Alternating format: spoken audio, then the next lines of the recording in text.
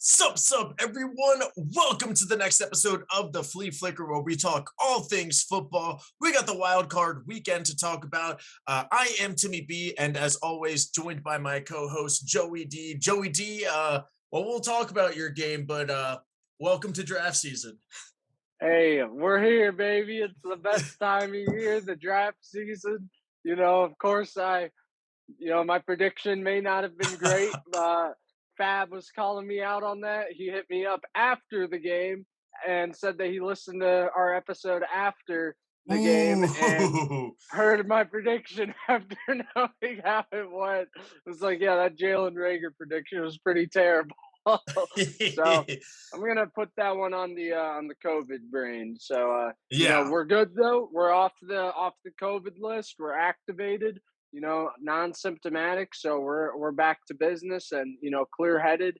And it was rough, but we're here. We're here. I'm looking ahead, looking to the Hey, future, we baby. make it work, and that's what we like to talk about. Well, first of all, before we hop into the first couple of games, make sure everybody likes and subscribes and comments down below who you think is going to end up winning, because we really like that. But Joe, starting off, we have Saturday afternoon. We had the Cincinnati Bengals sending the text messages that they won their first playoff game since 1991 or 1992, whatever came before texting. Bengals defeat the Raiders 26-19, a game that was, good, but also ugly. Also, some whistling was happening as well. Basically, Bengals score a touchdown. They get a short field on a turnover. Luckily, the Raiders got stopped them to a field goal, but there was no doubt about it that the Bengals were winning this game. There was a little bit of controversy, and at the end, Raiders were there. They were inside the 10 and threw an interception on fourth down to seal the deal for Cincinnati, but Cincinnati moves on.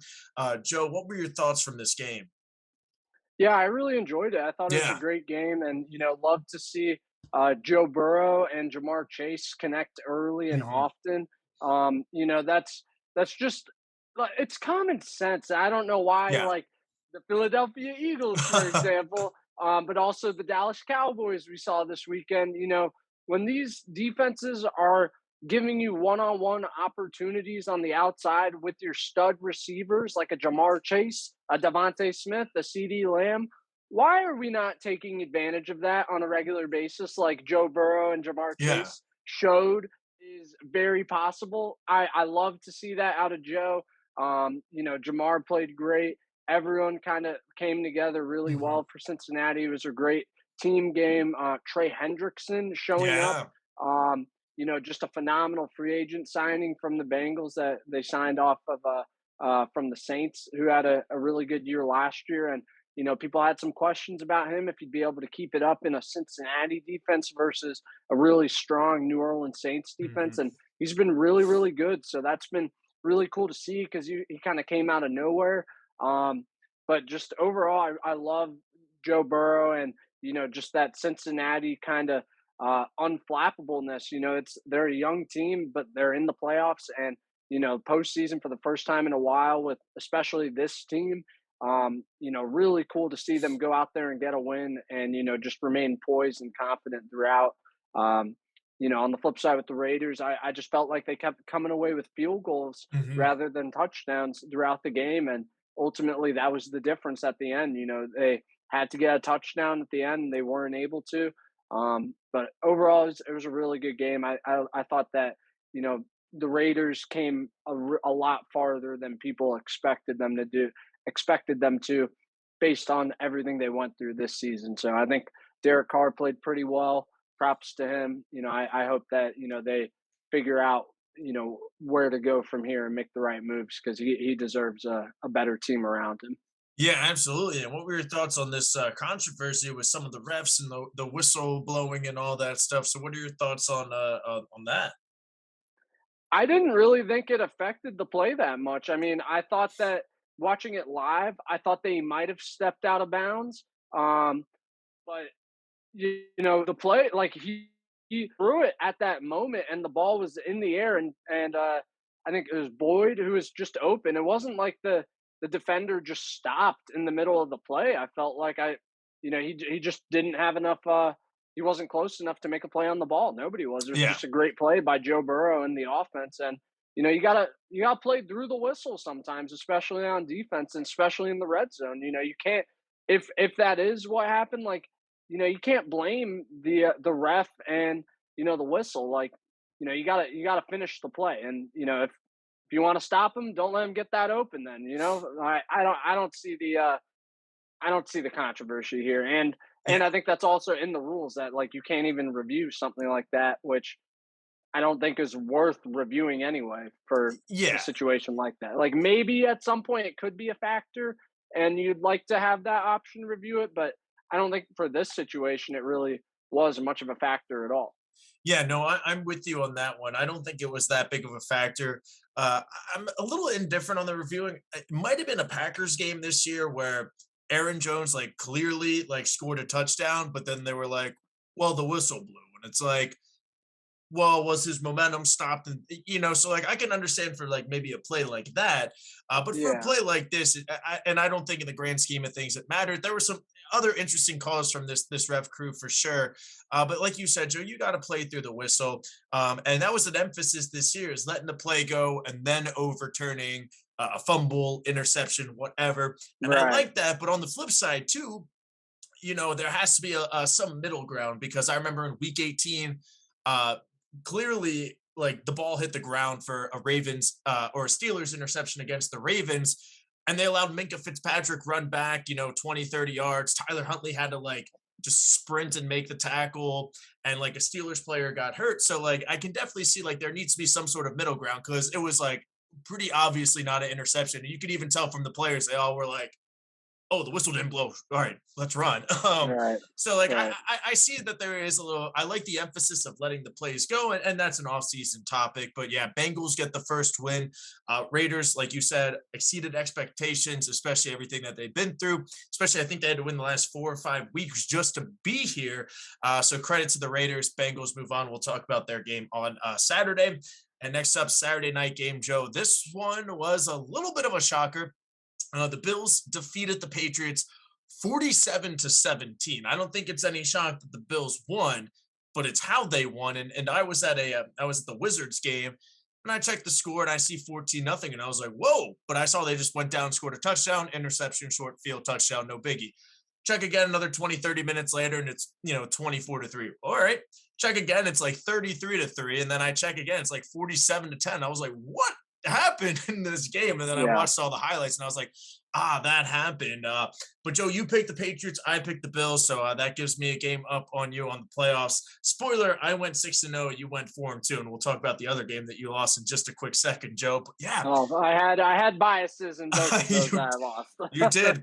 But Joe, this Bills team was just dominating, and that's more or less what we thought we'd see from the Bills almost week in and week out this season.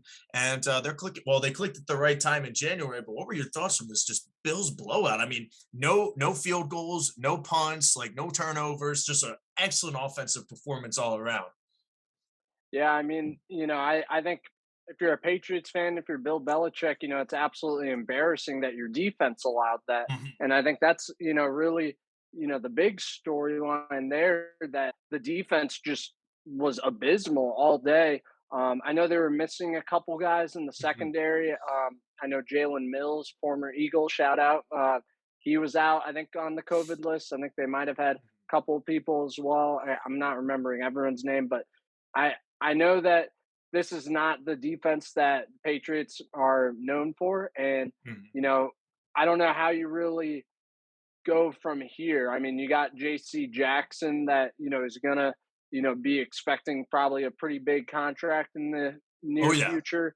Um, you know, they're not exactly like flush with draft picks or cap space. I mean, I think they're okay on the cap space side of things. It helps Mac Jones on his rookie deal. Mhm. Um, but I mean, you know, it was more just that Bills offense and Josh Allen just being unstoppable, and we saw the best of them in this game against their rival New England, and they showed up. New England did not. Um, the other factor that goes into it is, the Patriots offense not helping out their defense. I mean, and we'll talk about this with the next game with the Eagles as well. But it goes back to kind of some of the concerns that we had throughout the season for the Eagles, the Colts, and the Patriots. These very run-heavy approach teams with questionable passing offenses, strong, good to strong defenses, and when the run game is going well, everything kind of works well. But when the run game is not going great, you get down and you need to score points and you have to throw the ball and you can't. You can't take advantage of the easy one-on-one matchups on the outside. That's a major problem. And we see the Patriots get bounced in the first round. The Eagles get bounced in the first round. The Colts got bounced by the Jags last week because when their run game got shut down, Carson Wentz wasn't able to carry. So, it's a concern for sure for the Patriots. And I think Mac Jones did more than enough this year to earn that job moving Yeah. forward. I mean, there's definitely reason to believe he can improve, but it definitely makes you question, even with, a lot of talent added around him, if there's better receivers, better O line, improved defense, what is the ceiling of that offense? And then, the rest of the team through that. It definitely raises those questions because, if you're going to have a fatal flaw as a team, it better not be your passing offense. Otherwise, you're going to get exposed like the Patriots did against the Bills and the Eagles did against the Buccaneers. Yeah, and the Bills just wanted it more. For the Patriots and Bill Belichick, this is just business as usual. They're expected to be here. The Bills wanted to kick the shit out of the Patriots in a playoff game, no doubt about it. And I know Bills haven't gotten that Super Bowl, but Joe, if I was like, hey, Eagles, Cowboys, you're not going to win the Super Bowl, but would you rather kick the shit out of the Cowboys round one? You'd be like, I'll take that every single day, man. So Yeah, yeah, Bills definitely 100%. wanted it, and we'll talk about their game on Saturday. And it's funny that you mentioned. I do like Mac Jones. I think the Patriots will still be hanging around. Maybe AFC is contender next year, as well as a potential perennial AFC playoff team. Mel Kiper's first mock draft, and we'll talk about this as we get closer to draft, has the Patriots getting Jameson Williams out of Alabama. So I'm going to be curious to see if this Joe Burrow, Jamar Chase has an effect on some teams who get a young quarterback to go get their number one or number two guy from college, because Right. it worked this year, Joe, in case you didn't Yeah. know. So Bills move on to the Chiefs, which everybody's kind of saying this is the real Super Bowl, but we'll see how that plays out, and we'll talk about that on Saturday. Now, Joe, it's time, as we know, the Buccaneers with Tom Brady defeated the Eagles by a score of 31-15, and you were a pretty confident man on Saturday about. I was feeling good. I was feeling good. Yeah, A but lot of Advil, a lot of Mucinex, just self-medicating, Tim, trying to make myself mhm. feel better, very foggy state of mind at that time. Yeah, But, but and you know, aside from I'm not going to every pick against my team. That's no of course fun. not, of course not, of course not. But yeah, everybody picked the Bucks, and the game kind of went as a lot of people expected, especially since the Yeah. Eagles have been running the ball really well. Buccaneers were like number two or number three for run defense, so it was a good matchup for the Bucks, not so much the Eagles. And of course, Tom Brady, getting the job done. So not any surprises by that. But Joe, as an Eagles fan, what were your thoughts from this game and just on the whole season overall? Because I mean, big picture, you guys made the playoffs. So that's definitely a huge success for Nick Sirianni in year one. Yeah. Jalen Hurts, as we mentioned last week, is the guy at least for 2022. So yeah, just thoughts on the game overall. I mean, it was over pretty quickly.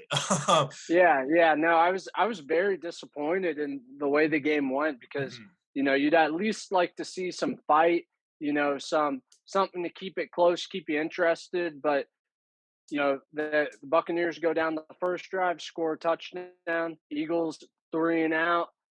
Buccaneers get the ball back, go down the field. I think kick a field goal, Mhm. or maybe scored a touchdown. And then the Eagles 3 and out again. I mean, you know, they were giving us opportunities to throw the ball all game long, Mhm. and it was a total team effort in the letdown in all three phases. I mean, between coaching, the players, just the execution. Maybe it has to do with it's a young team, and That's a veteran team that they're going Mhm. up against who was just in the Super Bowl last year.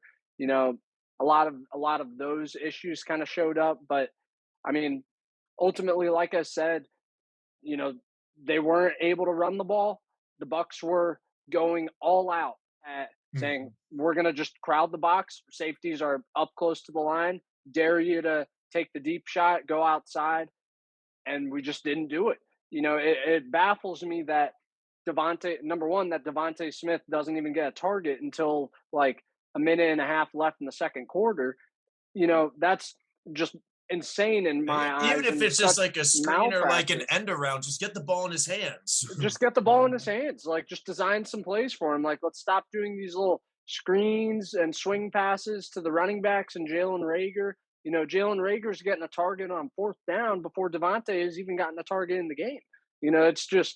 It's mind boggling to me that the coaching staff did not seem to be prepared to go up against this style of defense when you know that what you do well is run the ball and it's questionable. Your passing game is questionable. So if a team is going to beat you, they got to go all out to stop the run. Mhm. You're going to have open looks on the outside. We saw all day. Troy Aikman was talking about it all game. Yeah. They're crowding the line. Safeties are nowhere near. The corners are very backed up from Devontae Smith. So there's open space there just for a slant, a hitch, a comeback, anything. Like, just throw it up to him. Just feed your guy, give him a shot, and, good things will come. We just didn't do that the entire game. And I just don't understand why. So, it's very disappointing from the offense. You know, Defense, I thought they found a little bit of rhythm in the second half. They were able to get a couple of sacks on third down. Ryan Kerrigan showed up out of nowhere, had his best game of the season by far, which is huge with Josh Sweat out.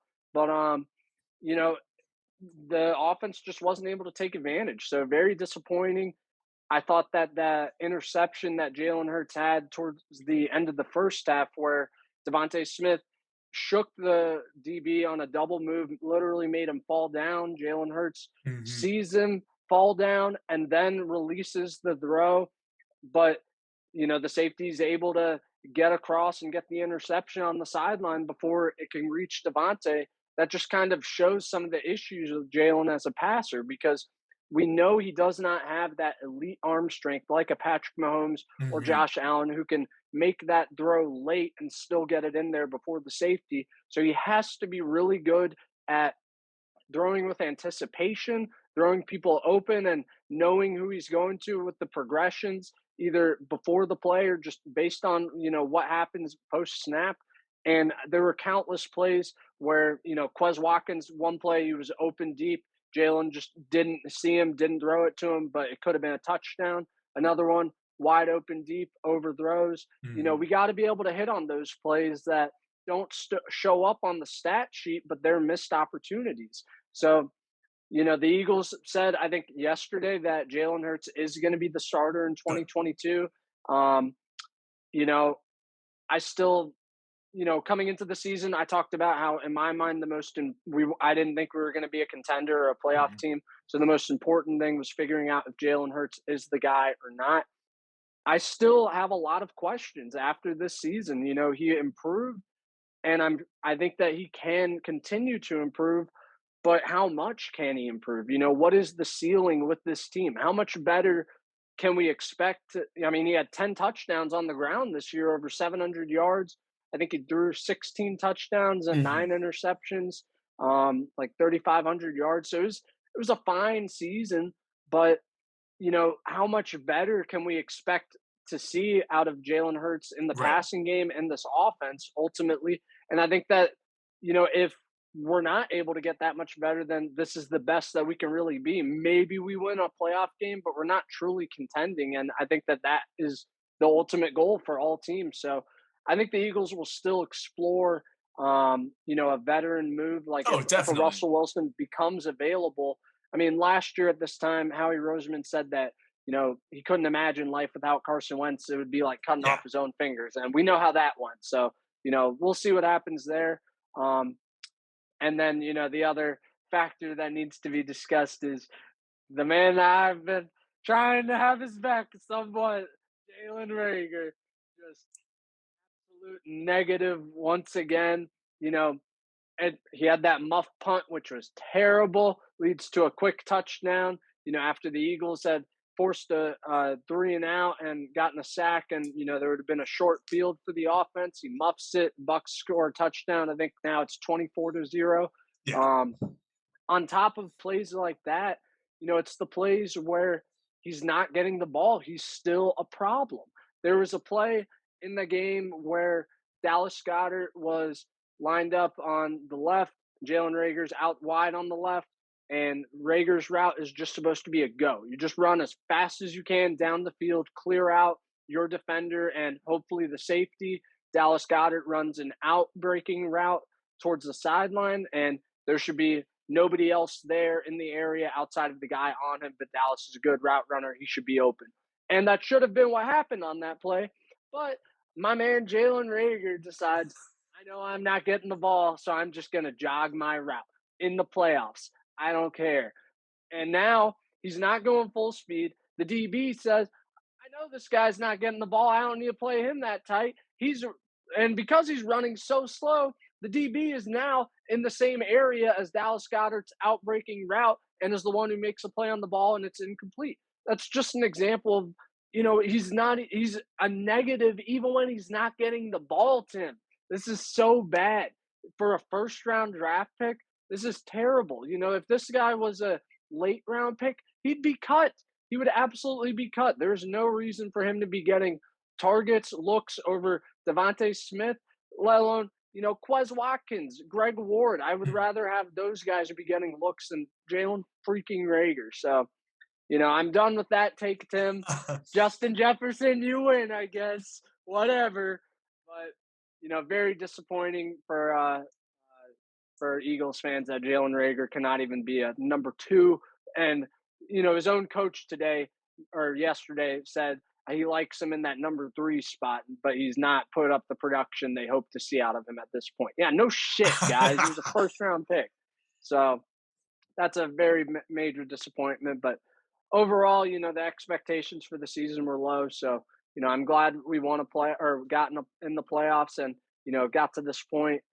I think it does make things a little bit murkier because we had success, but there's still a lot of question marks. So it'll be very interesting to see how the offseason goes. And, if we do use all 3 of these first-round draft picks to add some talent around Jalen Hurts and build around him, like Howie Roseman said,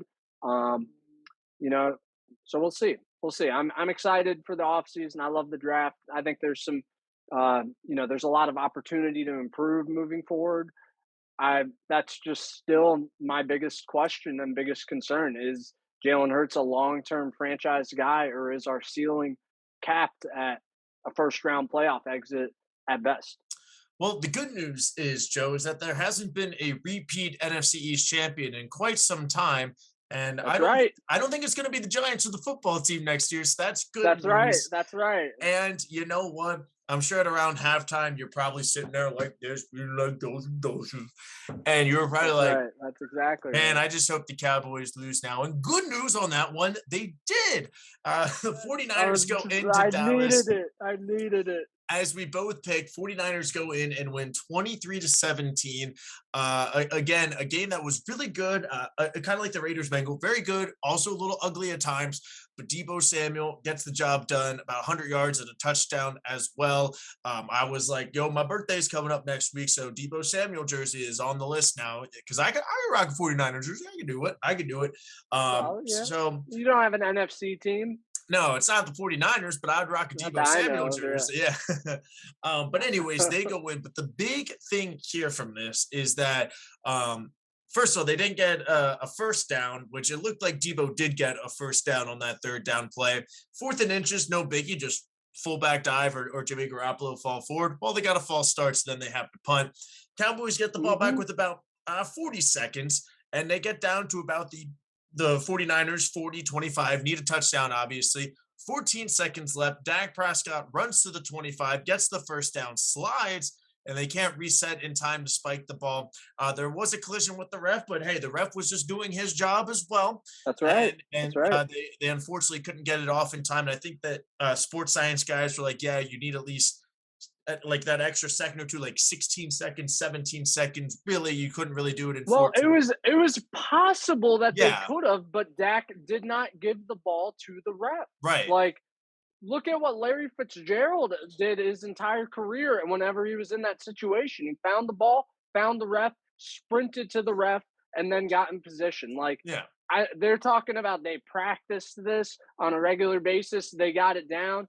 Like, if you practiced it, then either you practiced it wrong the entire time and you guys didn't have a full understanding of the rules, or you're lying and you didn't really Right. practice it that But much. on the flip So side as well, I think I forget who said it, whether it was a tweet or a podcast I listened or read to, but they were like, you can't rely on a 55-year-old man running a fucking 4-4 to like yeah, get to the ball. Like it's not like you were like, all right, CD Lamb's the ref, cool. Like he'll be there in time. And again, like it wasn't a fourth down. Like you didn't have to run to the 25. If he stopped 5 yards sooner, they get at least another play. And I trust Dak to throw the ball 30 yards into the the end zone. So definitely questionable call. But at the end of the day, we've been saying this for about the last month, is that this Cowboys offense just hasn't really been doing anything the past couple of weeks and past couple of months. And obviously their schedule's been getting a little bit tougher in December and January. But that was the big concern. Trayvon Diggs, your boy, he once again proved that he's just not that great in coverage, but for some reason he became first team All Pro because he had like 15 exactly. interceptions. I'm But pretty sure he allowed over 1,000 yards yeah, receiving this yeah. season. Was like the only corner to do that. Yeah, somebody posted his highlight video and it was absolutely funny. It was just like 4 plays that the guy was just wide open on. But anyways, Joe, 49ers Cowboys, any other thoughts from this game aside from the, I guess, final play? Yeah, I mean, a lot has been talked about that final play, but ultimately, it shouldn't need to come down to something Yeah. like that. This is a team with Super Bowl aspirations. I thought that this was a team that they should be the number one seed. This is America's team. This offense is loaded. Best defense in the NFL. Micah Parsons, Trayvon Diggs, Dan Quinn. Oh yeah, it's like there were 14 penalties that the Mhm. Cowboys had in this game, Tim. They were the most penalized team all season, and they tied a like record high amount of penalties in a playoff game as well in this first game. There were what was that? They did that fake punt, and then they keep the Yeah. punting team on the field like they're trying to trick the 49ers into burning a timeout or something. That's an example of they wasted like 30 seconds there, Yeah. you know, And like for Kyle no reason. Shanahan's not dumb. He would be like, all right, we're Yeah, gonna stop neither the is punt D'Amico team. Like, Ryan. He's yeah. like, this is our starting defense on the field. If you want to do your punt team and do a fake punt Yeah. against us right here, go for it. Like, that's fine. And so, I mean, there are so many examples of just coaching malpractice in this game. And this is why I've talked about Mike McCarthy. Like, this man's a joke. Like, he's had Aaron Rodgers for so long. Got one Super Bowl out of him. Are you kidding me? Mhm. He's a negative. Like, just like Jalen Rager. Why is Ezekiel Elliott out there getting the like the bulk of the carries instead of Tony Pollard when it turns out that Ezekiel Elliott's been playing with a torn PCL the last couple weeks? Okay, well, Zeke, you said you were fine, no problem. But now after the game, it's a torn PCL. So now, oh, now that's why you haven't been as good. Okay, sure. So you were fine, but now not. And also, we're gonna just decide to play Ezekiel Elliott against the Eagles in a meaningless Week 18 game and give him like 13 carries. Like, what? This man has a torn PCL. That's coaching malpractice. Mhm. Just so many examples throughout the season of this. I was never worried about the Cowboys being a legitimate threat in the NFC, Tim, and this is exactly why they did this to themselves. There were just terrible plays all game long, and they had every opportunity to win this game despite all of that, Tim. That's what makes it so sweet. Yeah. They had like Jimmy G with the interception. He missed Brandon Ayuk wide open for the touchdown. They get that 4th down, which should have been a first down by Debo. Now it's 4th and inches, then a false start, so you get the ball back. My God, I'm running out of breath here, Tim. Excuse me. Well, hey, the 49ers get a date in Lambeau Field. Cowboys join all of us on the couch for sure. My bold prediction and they missed their window, Tim. Like next year, like they're screwed. Like they're $13.5 million over the cap, I believe. Dak is about to get expensive. They have a Michael Gallup, Cedric Wilson, Dalton Schultz. All of them are about to be free agents. Bunch of guys on defense. They're probably going to lose Dan Quinn. They might lose Kellen Moore. I was reading that Jerry, he was like, Dan Quinn's my guy. He's like, Kellen Moore can go, but Dan Quinn is staying. So my bold prediction is he will be the head coach of the Cowboys next year. That would be the smartest move that the Cowboys could possibly make. And I saw. Okay, then they won't make it then. Exactly. I didn't think the Giants would fire Joe Judge. That was the smartest move they could have made. Yeah. And, it's the Giants. So, it was, man, I lost it, Tim. What was I saying about Marcus Spears?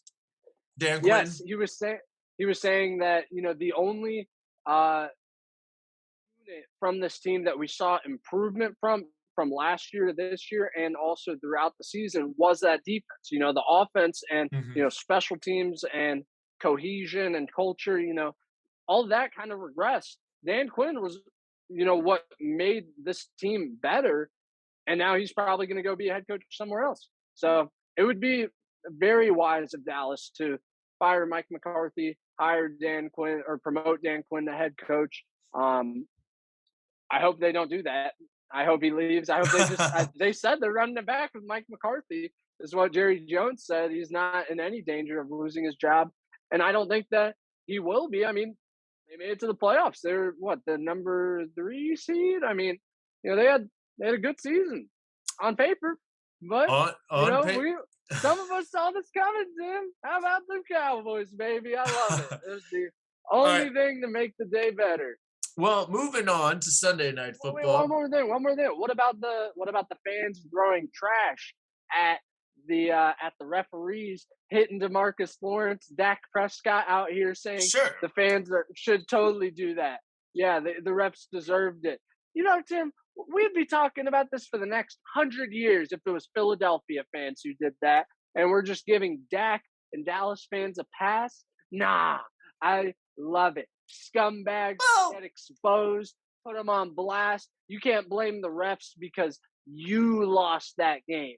And it's so funny to me that nobody's being accountable. Nobody's taking responsibility. It's the refs' fault. They did this. They really lost this one. Like, no, again, you had 14 penalties. You had every opportunity to win this game. You did not take advantage of many opportunities. Constant coaching malpractice. This is on y'all, but they don't want to look in the mirror and see it. So we're not going to see any improvement from those issues, Tim. We're going to see the exact same issues manifest again next year. And next year, I think the implosion will be big. Like, this is hilarious the way it went. They're going to be worse next year. Things are not going to be as good for them throughout the season. And I'm telling you, when things start going downhill, it's going to snowball, Tim. I'll leave it at that. I love it, baby. How about them Cowboys? Yes. And again, if Philly did that, everybody'd be like, well, yeah, it's Philly. They do that stuff. So, but anyway, Sunday Night Football, Chiefs win 42-21. My thoughts from this game were, yeah, that's what we all thought. Yeah. I think that at the beginning, there was maybe some concern because the Chiefs are starting off slow. TJ Watt had that touchdown, and that was really the only way that the defense was going to be able to win, or the team was going to be able to win, was if that defense just shut out Kansas City basically and scored points themselves. Ultimately did you see Ben Roethlisberger's passing chart from that game? I think it was insane how all of them were just within 5 to 10 yards of line of scrimmage. No deep shots whatsoever. Well, when you have an offensive line like that and a very good defensive front in Kansas City, you got to get the ball out quick. But yeah, I mean, once TJ Watt got that touchdown, I'm sure a lot of people were like, oh, this could happen. And the Chiefs just marched Mm, down the field, and everybody's like, right, they're Patrick Mahomes, Andy Reid. Okay, yeah, got it. yeah. But hey, Chiefs news on. We'll talk about their game against the Bills because that'll be a very fun one to talk about and pick. Curious to see who you might be going with. And then Monday Night Football on Wild Card Weekend, because we have another game. The Rams took down the Cardinals 34-11 to solidify my 6-0 weekend and Joe's 4-2 weekend. Again, kind of went, I don't want to say as expected, but the Cardinals were what, 10-2, 10-3, 11-2 or whatever, and they lost a couple of games, lost the division. They were crawling into the playoffs, and we saw this Yeah, last year as well. They started off, what was it, like 5-0, 6-1 or something like that. Kyler gets a little yeah. banged up, misses a few games. So it's that same old for the Cardinals. And hey, if this was college football and you only played 10 games, Cardinals are in the national championship, baby. But it's the NFL, and you got to play 17 games and then make the playoffs. And again, you know what? As a Baltimore Ravens fan, where's this Lamar slander for Kyler? Okay, like, come on, people. Everybody's like, Kyler, whatever. It's like, no, no, no, no, no, no, no, no, no, no, no, no. Lamar lost a playoff game, and we were all criticizing him to God's end. Let's talk No, about Kyler. I completely agree in that regard, Tim.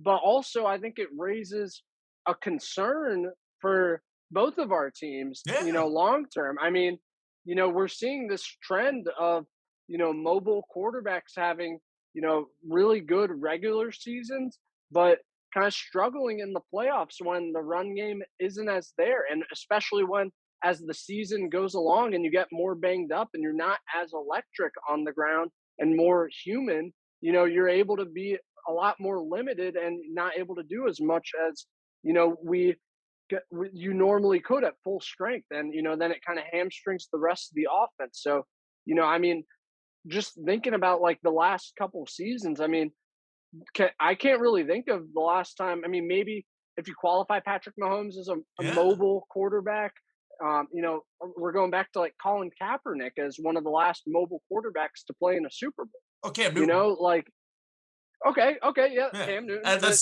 still like 8 years ago. but Yeah. that, and again, they didn't win. Like, I'm just coming you from more know, of the narrative that when we lost that playoff game, everybody was right, like, well, that's right, what you get when you have a running back, blah, blah, blah. It's like, okay, well, right. where's this for Kyler? Everybody's just like, well, I he agree. was I banged agree. up, blah, blah, blah. Like, yeah. That So, interception he had. What in the holy Carson Wentz was that, Tim?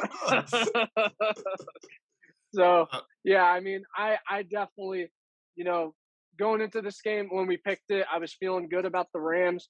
I then saw that both of the Rams starting safeties were out, and they literally signed Eric and Weddle there's not off the Eric Weddle. street Yeah. 2 years out of retirement, and I was like, oh snap, like that's concern. Oh, yeah. This Cardinals offense might be able to take advantage, and I was like, oh man, do I text him? I'm changing my mind. I didn't. Thank God.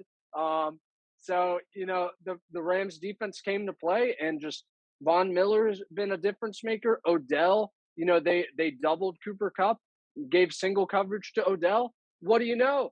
You go to a playmaker in single coverage, and he made plays like Nick Sirianni, Jalen Hurts. Can we do some more of that, please? My Yeah. God. And So then, yeah, and on the flip y- side, congratulations to Matthew Stafford for finally getting his yeah, first play. Much deserved as well, much deserved. yes. And I mean, he would have had one in Dallas, but there was that weird like non-pass interference, you pass whatever. Yeah, and But it like, absolutely should have been pass interference. yeah. So, but congratulations to Matt Stafford. And I think that's huge because kind of like the Cardinals, this Rams offense the past month or so wasn't really clicking. And not saying that they were clicking like they were earlier in the season, but they at least were getting the ball out. They were moving the ball down the field, and their defense allowed them. I mean, they could have won this game 14-11, but they got the ball moving, which is going to be key because they got to go to Tampa Bay next week, Joe. But any other final thoughts from like the Rams or Cardinals game? Like you said, Kyler Murray, I mean, did not show up. I mean, we know there's no DeAndre Hopkins, and they were really feeling that. We know he's banged up, but you know, you're still the number one overall. Right. Excuse me, number one overall pick. You're supposed to have elite arm talent, and as a number one overall pick, be able to win through the passing game. So, just miss me with that narrative of giving him excuses. And, I completely agree. We should be giving him any of the same slander that, we're giving a Lamar Jackson, a Jalen Hurts, Cam whoever it Newton, is, yeah, absolutely. Cam Newton, whoever it is. And but to me, that's kind of one of the things that really stood out to me this weekend was, seeing the mobile quarterbacks just not have success in the playoffs, thinking about, the history with Lamar and, just trying to I think about Michael Vick, not Yeah, having that success in the playoffs. Donovan McNabb, he was mobile, but also kind of in that Josh Allen, like Patrick Mahomes type deal where yeah. he's a passer first, but can be a really dynamic runner. So, right now, the Patrick Mahomes and Josh Allen type mold where, you have the elite arm talent, but also can beat you on the ground with your legs, that to me is clearly the mold of the type of quarterback that you want. And even a Joe Burrow, who, Yeah. doesn't necessarily have the elite arm talent, but also just the processing speed and just reading the field, knowing where to go, just being so smart with the ball. You know, it's we really saw a lot of QB disparity this weekend. I felt like, and you know, again, Yeah. biggest question for me was Jalen Hurts. Is he the guy? Can we win with his arm? I don't really think so, Tim. I don't really think so. So I don't know. We'll see where we go from here. It's going to be a fun rest of the postseason, but Yes. you and I are looking forward to the draft, baby. Yo, we got 4 games this weekend in the divisional round. Can't wait to pick them on Saturday morning with you. And it's going to be a blast. I might be feeling a couple of upsets this weekend in the NFL. But, Okay, Joe, okay. last week you said the Eagles over the Titans in the Super Bowl. I got bad news. That will not be happening this year, but the Titans could still make it. But Yeah, anyways, that'll wrap up this episode. Make sure you guys like and subscribe and all that stuff. We'll be back tomorrow to when you guys watch this tomorrow for our picks for the weekend. Joey D, anything else you have to say to our lovely viewers? Viewers, I apologize if I hyped you guys up for this Eagles game. I was really drinking the green Kool-Aid, and you know, I said my record in the regular season speaks for itself with my picks, and you should trust me, and I let you guys down. So, that's on me. Fab, you're a real dick for hitting me up a couple days after the fact. You know, and he texted me during the game, also being a dick. But I got him back and said, "How about them Panthers, though?" So, screw you, Fab. That's all I Well, that's a great got. way to end this episode. I love you, Uh, buddy. that's Joey D over there, and I'm Timmy B. We'll see you guys tomorrow for our picks. Peace out.